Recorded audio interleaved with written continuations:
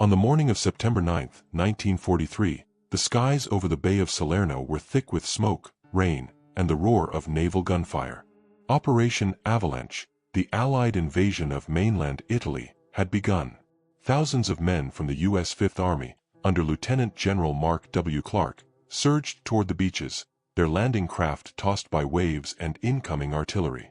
It was to be the next great step in pushing the Axis out of Europe.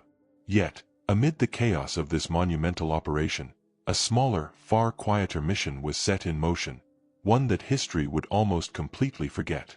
As the first waves of the 36th Infantry Division struggled ashore under German machine gun fire, a combined detachment of British commandos and American Rangers was already moving inland under cover of darkness. Their orders were handwritten, sealed, and to be opened only once they had landed. Their designated leader was Captain Thomas H. Avery of the U.S. Army Rangers, accompanied by Major Arthur Haynes of Britain's No. 10, Inter-Allied, Commando. Officially, their operation didn't exist. Their task was to locate and destroy a German communications relay rumored to be coordinating Luftwaffe air support and artillery responses in the Salerno sector. The problem was, the target didn't appear on any Allied map. By 0400 hours, Avery's men disembarked at a small inlet south of Maiori, well away from the main beachhead. The plan was simple but perilous. Move swiftly through the hills, avoid detection, and cripple the enemy's ability to coordinate counterattacks. Armed with Thompson submachine guns, Sten guns, and a single 60mm mortar, the team advanced inland under the soft glow of a waning moon. The terrain was brutal: rocky ridges, olive groves, and narrow mule tracks that twisted through the hills above the Amalfi coast. Radio silence was absolute. One transmission could expose their presence. By dawn, the men reached a small stone farmhouse. From there, they could see smoke rising from the beaches miles away, the invasion in full force. But their route to the supposed German relay station was blocked by unexpected movement. A Panzer IV column heading south, accompanied by SS infantry from the 16th Panzer Division. The commandos took cover, watching as the armored vehicles rolled by, engines growling through the mist. It was then that Major Haynes quietly said, "We're not just behind enemy lines, we're buried in them." The team pressed forward through the following day, surviving on captured rations and rainwater. As they advanced, signs of German engineering units became visible. Cables buried beneath the soil, generator hums echoing faintly through the forest. Avery's diary, later recovered in fragments, described the strain: no word from Clark. No maps of this valley. Every step could be the last. His men were tired, soaked, and haunted by the distant echoes of artillery from Salerno. They knew that if they failed, the Allied beachhead could be crushed under German counterattacks coordinated by those very communication lines they were sent to destroy. By the evening of September 10th, intelligence gathered from an Italian partisan hinted that the Germans had established a temporary command post near Eboli, roughly 8 miles from their current position. If the rumors were true, their mission's importance had just multiplied. But time was slipping away. The main invasion force was under severe pressure, and Clark's staff back at the beaches believed the Ranger Commando detachment had either been captured or killed in action. The operation's secrecy had its price. No backup, no extraction plan, and no reinforcements. The men of the joint unit, just 38 in total, were ghosts from the start. They carried minimal insignia to avoid identification, and their orders were to destroy all documents if captured. One of Haynes' corporals noted in his field journal, "They told us this wasn't the kind of mission we'd be remembered for." Perhaps they were right. As night fell again over the Italian hills, Avery gathered his team in silence. The men knelt around a dim red-lensed torch, tracing a crude route on a map scrawled with pencil and guesswork. "We move at 0300, Avery whispered. "We reach the relay, or we die trying." None of them knew that this would be their last recorded message before disappearing completely from Allied communications. Their footsteps vanished into the dark, swallowed by the mountains of Salerno. Behind them, the sounds of naval guns echoed faintly, distant reminders of a larger war that would remember their comrades, but not their names. The following morning, when Allied command attempted to reach the Ranger detachment for status confirmation, there was only silence. Their signal operator tried 3 times on 3 frequencies. Nothing. It was as though the small force had never existed at all. In the official records of Operation Avalanche, there is no mention of Captain Avery or Major Haynes. No after-action report. No casualty list. Only a single line buried in a post-operation memorandum, marked, classified.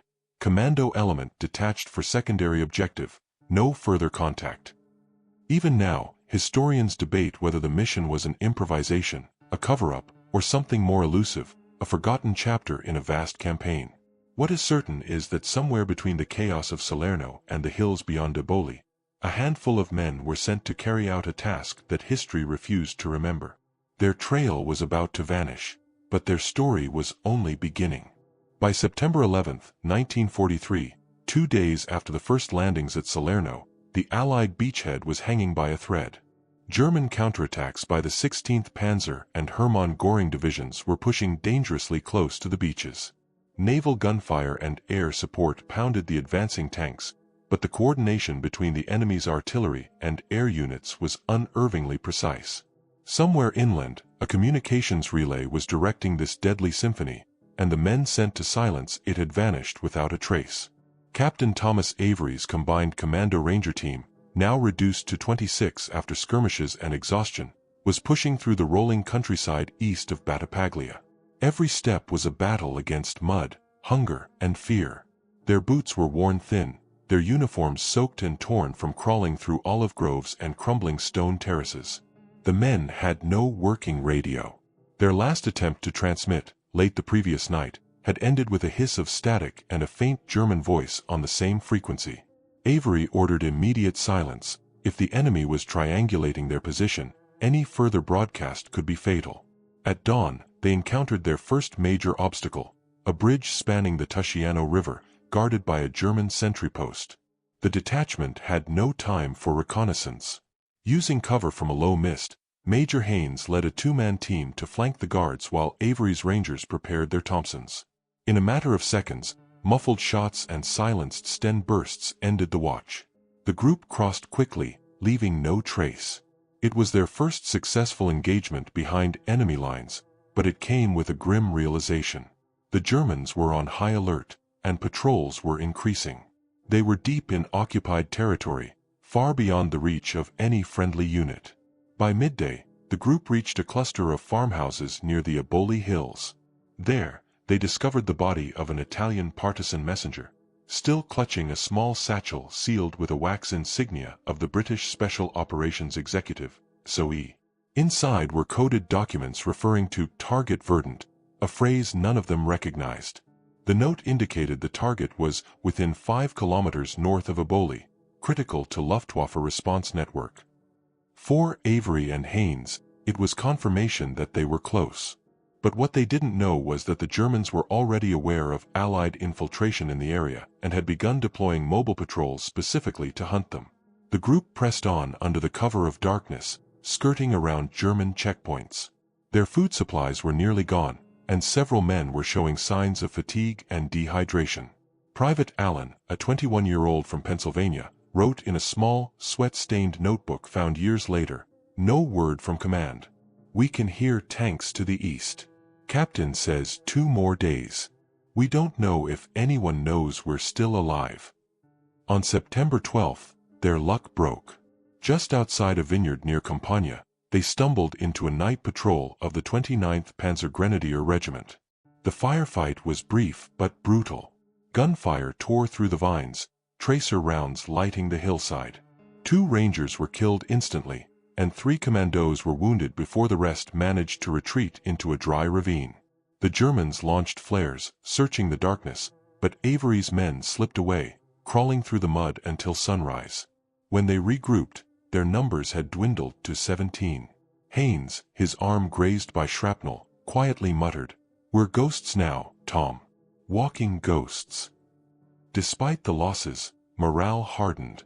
They were close, too close to turn back. From a ridge overlooking Eboli, they could see the faint outline of radio masts hidden among a grove of cypress trees, guarded by what appeared to be a small Luftwaffe detachment. If they could destroy it, they might just tilt the balance for the men fighting at Salerno's beaches. The team began planning a nighttime raid, using stolen grenades and explosives scavenged from the German dead. They moved with the precision of men who no longer expected to return. That night, as they prepared for the assault, Avery made a final entry in his notebook. "This line must hold, even if we do not return. If we fail, tell Clark we tried." The entry stopped mid-sentence, the ink smudged by rain. When morning came, the team disappeared into the mist. Hours later, Allied signals intelligence intercepted a German transmission describing an unidentified enemy force conducting sabotage near Battipaglia. Then, silence. No further communications were recorded. No bodies were ever found. But days later, the accuracy of German airstrikes began to falter.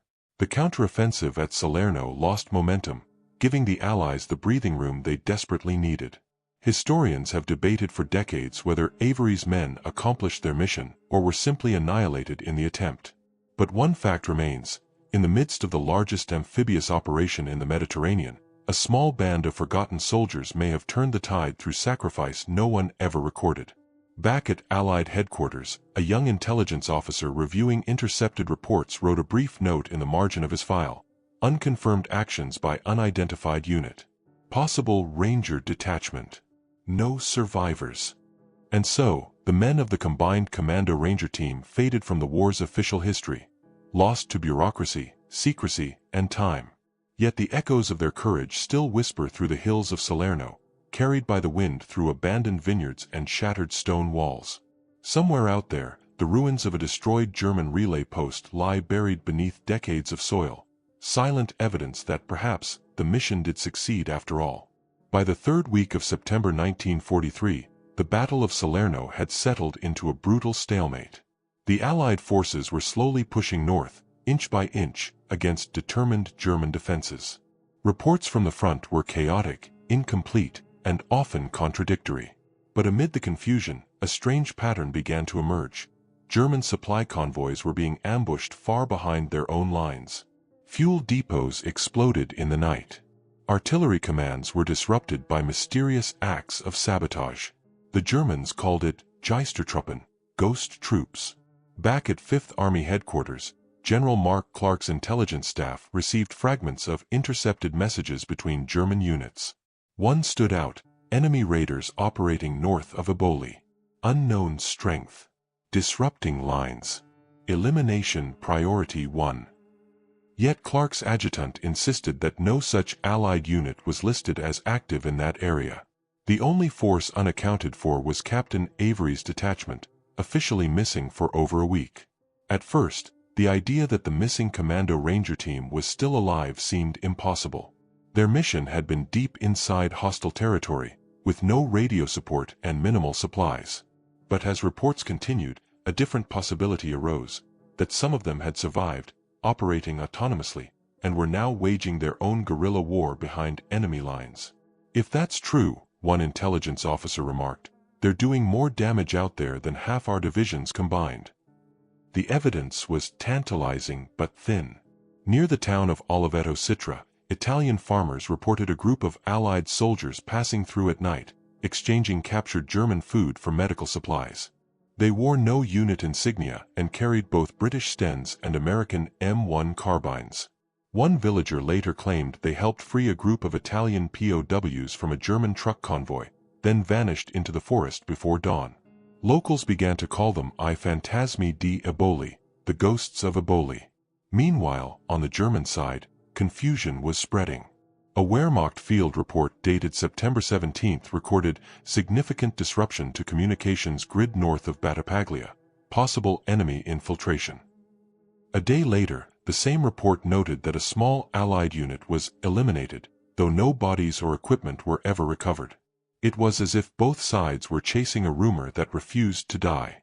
A letter found decades later in the British National Archives, written by a junior intelligence officer named Lieutenant Charles Redmond, adds another layer to the mystery. "There are whispers," he wrote, "of an unsanctioned continuation of Operation Verdant. Someone out there is carrying out missions beyond our reach, and no one wishes to admit who sent them." Whether Redmond was referring to Avery's men or an entirely separate SOE operation remains uncertain. But the timing and geography align almost perfectly. If Avery's surviving men had joined forces with local resistance fighters, they would have gained access to vital intelligence, movements of German convoys, weak points in supply chains, and locations of hidden radio installations. For every act of sabotage, the front line breathed a little easier. German artillery coordination faltered. Air support arrived late. For the first time since the landings, the Fifth Army began to feel the tide shifting. Still, the silence from the missing unit was deafening. No Allied patrol ever encountered them. No remains were discovered. The only trace came in the form of recovered German field logs describing the aftermath of a raid.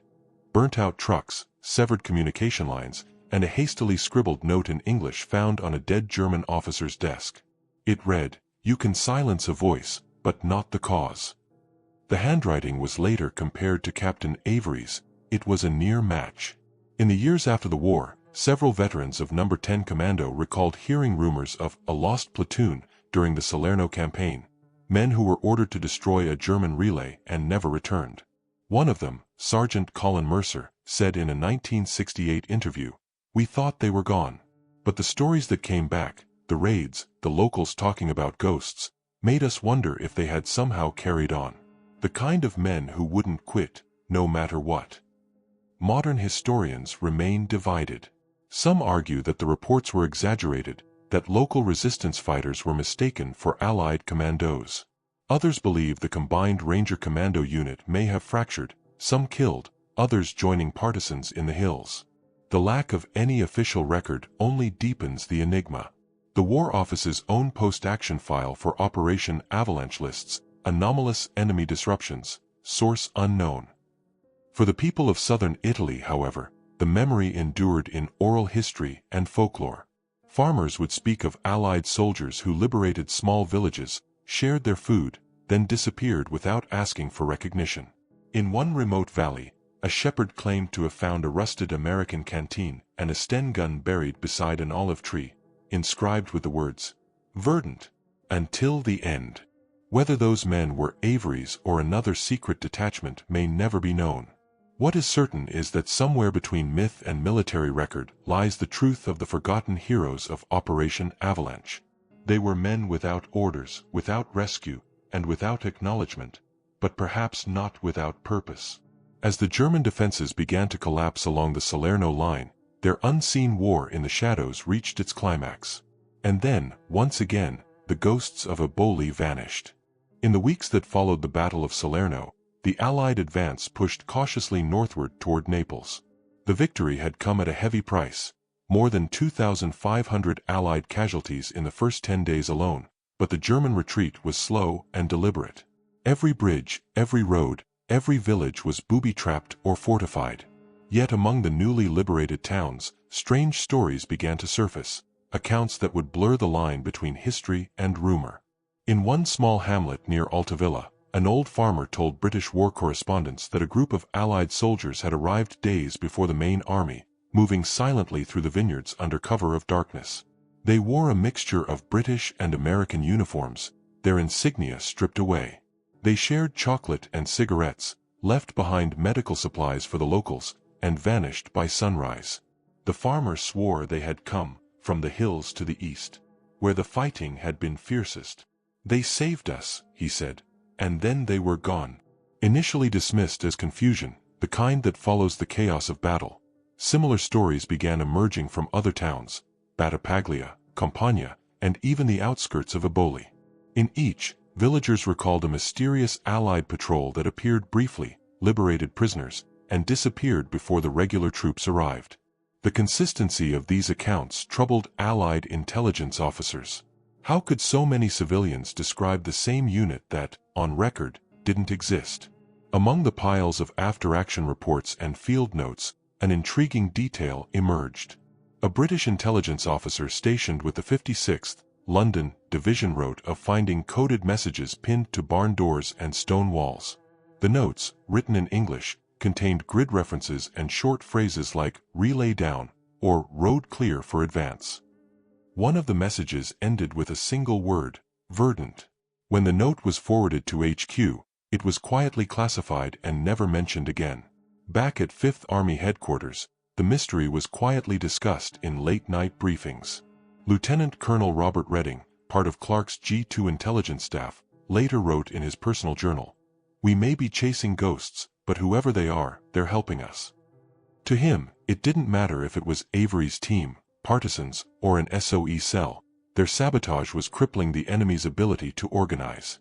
The Allied lines advanced more steadily in the second half of September, thanks in no small part to the confusion in German communication networks. But for historians, the mystery deepens with one particular document discovered decades later in the British National Archives, a partial SOE report marked Italy, September 1943, subject, verdant. The report referenced a small combined Allied detachment, operating independently east of Salerno, in cooperation with local resistance. It concluded with the chilling line, "No post-operation recovery. Status unknown. Mission deemed successful." No names were listed, no coordinates, and no signatures. The file abruptly ends there. Meanwhile, liberated civilians continued to recall sightings. In Campania, a local priest told the Allies that a wounded American soldier had been hidden in his church cellar for 3 days before being carried away by comrades, dressed like shadows. He remembered the man's final words before they left. "Tell Clark the line held." The Allies never confirmed the identity of that soldier, and no record of such a rescue exists in American archives. Over time, the legend of these soldiers grew. To the Italians, they were remembered as gli uomini senza nome, the men without names. To some British and American veterans, they became an uncomfortable whisper, a reminder of the unseen sacrifices buried beneath military secrecy. "We heard of them," recalled one British radio operator in a 1972 interview. "But no one dared to speak their names in reports. It was as though they had been erased before we even landed." In one of the more haunting discoveries, a field medic with the 45th Infantry Division later reported finding a dog tag buried near Eboli. The name was almost worn away by rust, but 2 letters remained clearly visible. TH, no service record of a TH missing from the 45th or the Ranger units could be found. Some believe it belonged to Captain Thomas H. Avery himself. As the Salerno campaign faded into the broader Italian campaign, the official histories made no mention of the mysterious detachment. Their actions, their location, and their fate were swallowed by the bureaucracy of war. Only fragments remained, villagers' testimonies, coded notes, and the faint traces of battles fought far from the front lines. Yet their work had left a mark on the battlefield itself. Destroyed radio towers, broken supply lines, and confusion within the German high command that contributed to the eventual Allied breakthrough. Today, historians studying Operation Avalanche still struggle to categorize these events. Were they an unrecorded SOE mission, a rogue Ranger unit that continued the fight after being cut off, or a mixture of both? The lack of evidence only feeds the enigma. The more one digs into the archives, the more the paper trail seems to stop just short of clarity, as if someone, somewhere, ensured their deeds would remain in the shadows. And so, the story of Avery's men, or whoever they truly were, continued to echo quietly through the hills of southern Italy. The people remembered. The soldiers whispered. The records fell silent. But the hills around Eboli still hold their secrets, waiting for someone to listen. When the war finally ended in 1945, Europe began the slow process of rebuilding, and of remembering. For most of the men who fought in Italy, Operation Avalanche was a grim but vital success, a foothold that allowed the Allies to advance north and eventually liberate Rome. Yet amid the parades, the medals, and the official citations, there remained a strange silence in the records, a missing page in the story of Salerno. Somewhere within that void was Operation Verdant, a mission mentioned in passing but never acknowledged, a mission that had no surviving participants and no official conclusion. In early 1946, the British War Office began reviewing declassified field reports from the Mediterranean campaign. One memorandum, dated February 12, referenced an unverified field operation east of Eboli, believed to have been part of a broader effort to disrupt German communications during the landings. The note, signed only with initials, read, relay station confirmed destroyed. Cause undetermined. No survivors recorded. The phrase, cause undetermined, became a quiet obsession for a handful of post-war analysts. At the same time, the U.S. Army's Office of Military History received an inquiry from the family of Captain Thomas H. Avery. They had been told he was missing in action since September 1943. No remains had ever been recovered, and his name did not appear on any Ranger casualty lists. The reply, drafted by a harried staff officer, was curt. Captain Avery presumed killed in action during the Salerno landings. No further record. The letter closed his file, and, officially, his story. But unofficially, whispers persisted.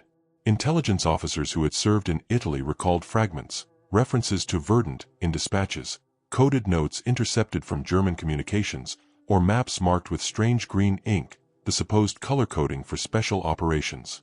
When some of these officers were debriefed years later, they spoke carefully, aware of what was still considered classified. One, a retired SOE operative named Henry Kirk, told a BBC interviewer in 1963, "We knew something happened near Eboli. The damage to the German network wasn't accidental. Someone went in there, did the job, and never came out." Among the few surviving documents, one stands out. A report labeled Top Secret, SOE/Mediterranean Operations describes a small, multinational Allied team dispatched to disable German signal infrastructure vital to counterlanding coordination. The mission codename, Verdant. The operation date matched the night of September 9, 1943, the very night Avery's combined Commando Ranger team disappeared. But most telling of all was the final line of the report, typed faintly and later underlined in pencil. No survivors confirmed. Operation succeeded. It is possible, historians argue, that Operation Verdant was never meant to be tied directly to Operation Avalanche. Its success would be measured only by results, not by return. Such missions were designed to disappear into the fog of war, their participants nameless, their achievements hidden beneath larger headlines. The men who carried them out were expected to accept anonymity as their final act of service. For decades, researchers and military historians have tried to trace the missing detachment. A few clues emerged, like a requisition order for demolition charges sent to the Ranger headquarters in August 1943, signed by THA, or a coded cable from British Command in Naples referencing contact lost with Verdant element. Each detail adds another layer of intrigue, but no definitive answer. It is as if every road leading to the truth has been deliberately covered over. What cannot be denied is the tangible effect. German war diaries captured after the campaign confirmed that on September 11, 1943, a critical communications relay south of Eboli was destroyed, severing coordination between the 16th Panzer Division and Luftwaffe air support for nearly 36 hours.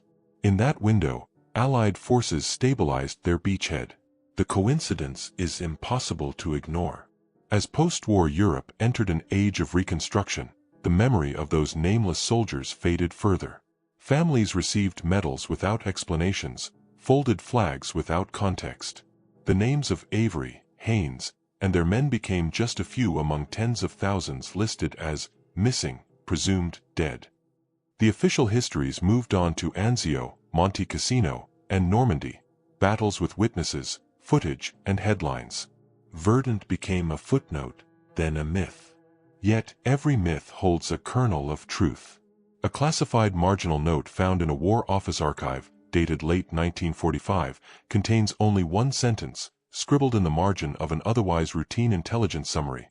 Verdant, silence maintained per directive. Success acknowledged internally. No further comment follows.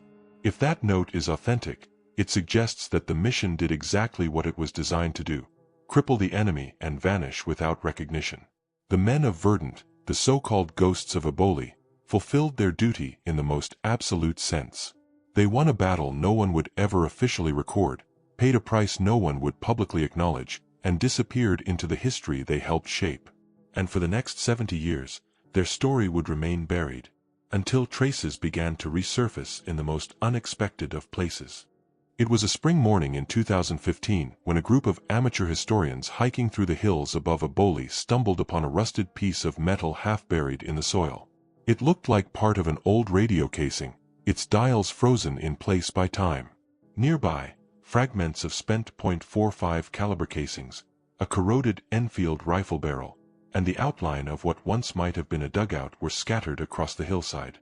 When one of the group brushed away the dirt from a flat, rectangular object, the faint imprint of an American flag emerged, a Ranger insignia, almost erased by 70 years of rain and soil. The discovery reignited a mystery that had slumbered for generations, the story of the forgotten heroes of Operation Avalanche. Over the following months, Italian archaeologists and military historians returned to the site.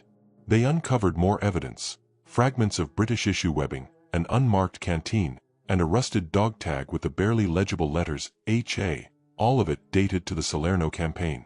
Forensic analysis confirmed that the equipment had belonged to both British and American units, a combination consistent with only one kind of operation during the war, a joint Allied special mission.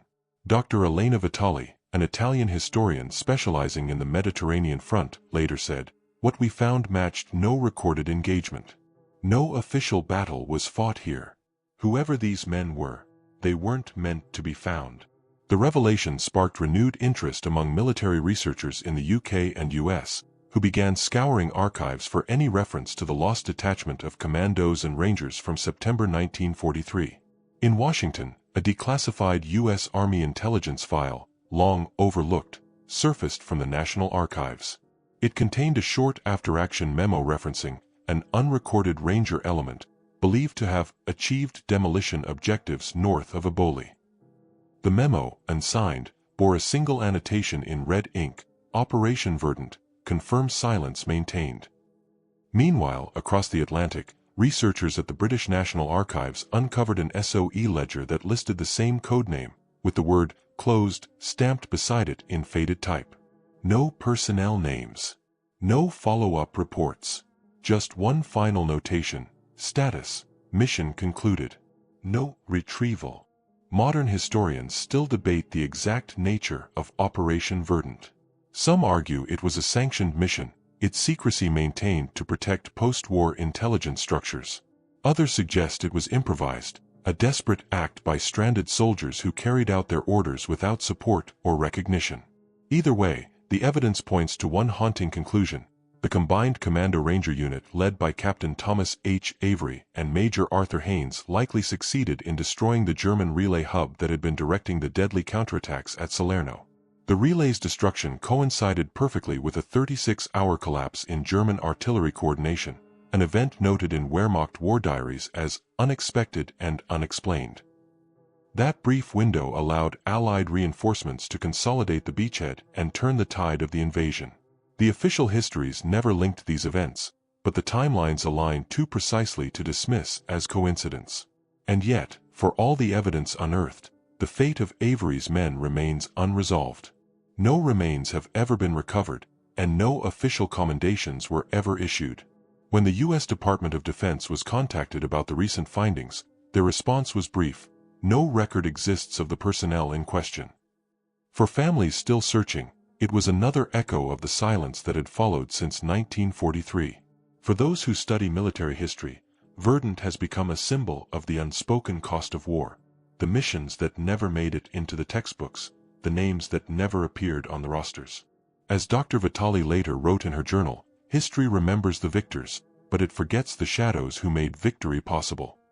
Standing on that quiet hillside, where the Mediterranean wind drifts through the ruins of old stone terraces, it's not difficult to imagine what their final moments might have been. Men exhausted, cut off, yet resolute, setting their charges under the crackle of distant gunfire, knowing they would not return.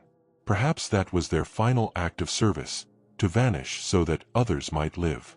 To leave no mark but the silence that followed. Today, a small plaque near Aboli bears an inscription in both English and Italian.